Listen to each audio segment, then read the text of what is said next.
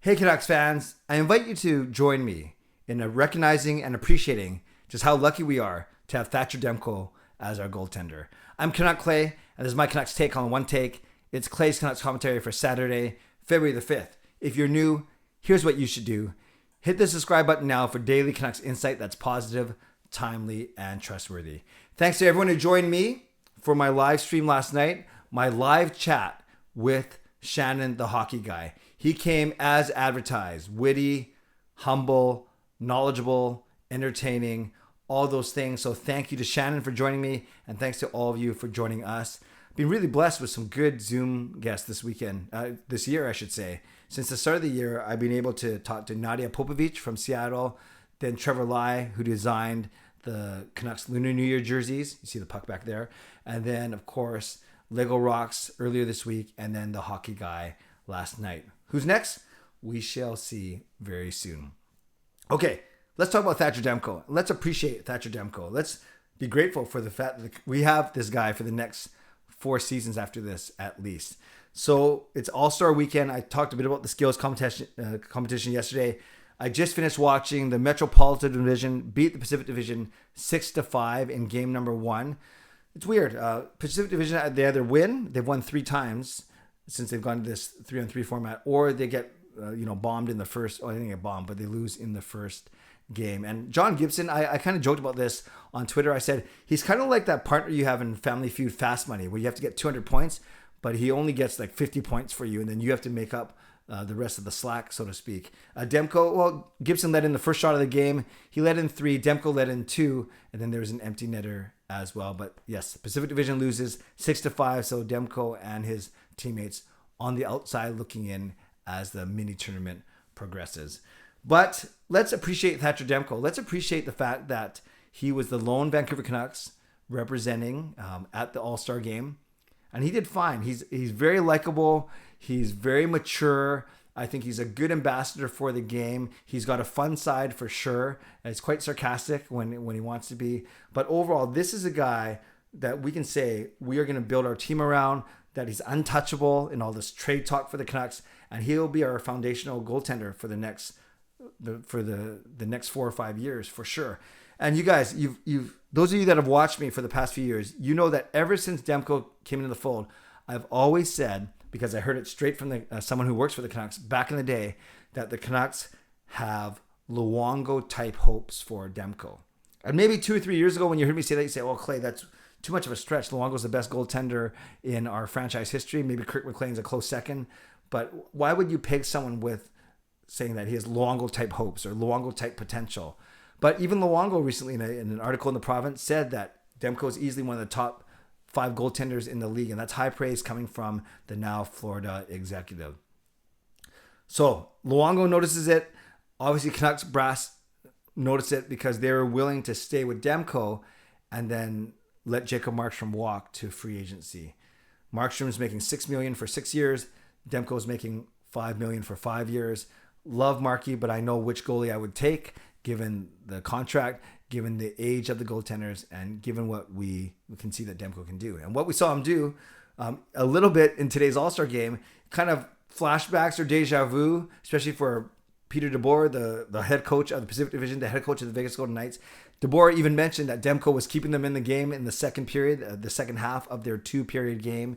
And it brought back memories of when Demko was stellar in the summer of 2020 in that building, in the Vegas bubble, and how he almost, not in that building, but against the Vegas Golden Knights in the bubble when they took Vegas to a Game 7. So it's not like he's comfortable playing in that arena, but he's comfortable playing amidst Vegas coaches and players, I guess. But yeah, I think it's a great recognition that he's getting recognized, not just by opposing coaches, but getting recognized throughout the league. Being at this All-Star Weekend, of course, and the rest of the league is finding out just what we know about him, that he is a student of the game. He's working well with Ian Clark. He's unflappable, and he's very efficient in his movements. That's the one thing that I've noticed in the past 2 or 3 seasons as he's become the starter, as he's become better, is he's very efficient in his movements, especially around the crease, angles. I'm not a goaltending expert. I just know what I see. And especially when you compare him to a Spencer Martin or a Mikey DiPietro, who certainly aren't as experienced as Demko, but I wouldn't say they're flailing, but they look a little bit more out of control compared to Demko, who always seems like he's in control. And with Demko, like with most good goaltenders, you're rarely going to beat him on a clean shot. It's either going to be a screen, a deflection, or a rebound. In terms of stats, I think the biggest stat that I've seen is that at 5-on-5, Demko has a .937 save percentage. .937 5-on-5. So that takes away obviously all power plays and things like that. And that is second best in the entire league, only behind Shesterkin of the Rangers. So that's really good. .937 at 5-on-5, second best in the entire league. And we know this league is full of awesome goaltenders. Guys like Saros and Vasilevsky and Hellebuyck, of course, Gibson. You can just keep going. Look at all the goalies that are there. Campbell. Look at all the goalies that are in the NHL All-Star Weekend. Anderson. I can keep going. But for Demko to be ahead of almost all those guys when it comes to a lot of the stats, that's a pretty cool thing. That's a very good thing. And we got to admit, Vancouver's always been really good for goaltending. Sure, there's some call it a goalie graveyard, or some say there's always goaltending controversy. Say, anyone remember Longo and Schneider? But I speak to the fact that we've always had a solid number one here. Going backwards, Demko, then Markstrom. And then before Markstrom, it was Miller. And before Miller, it was Longo. And then decent backups, guys like Schneider, that have been here for sure. And of course, you can keep going back. There's the Kluches and the McLeans of the world. But generally, we've had, especially in the past 2 decades, we've had some really strong goaltending here in Vancouver. And we're at least a decade and a half. And we're very lucky to have that, because there are certain markets that are still looking for a good goaltender. Oilers. So let's be happy that we do indeed have Thatcher Demko locked up for 4 more seasons after this at a very cool, tidy $5 million a year. I think as other UFA goalies get bigger contracts going forward, we're really going to see and realize how good of a contract that's going to be for the Vancouver Canucks. Again, Thatcher Demko signed for 4 more years after this season at a total of $5 million per season. So all those things add up to why they're saying that Thatcher Demko is an untouchable, along with probably Quinn Hughes, Elias Pettersson, and some would say Bo Horvat. But certainly that list of untouchables starts with Thatcher Demko. So congratulations, Thatcher, on being named to the Pacific Division All-Star team congratulations for being in Vegas for this weekend, representing the Canucks. And we know he's basically the one reason why we are even talking about slim playoff hopes after a rough start to the season.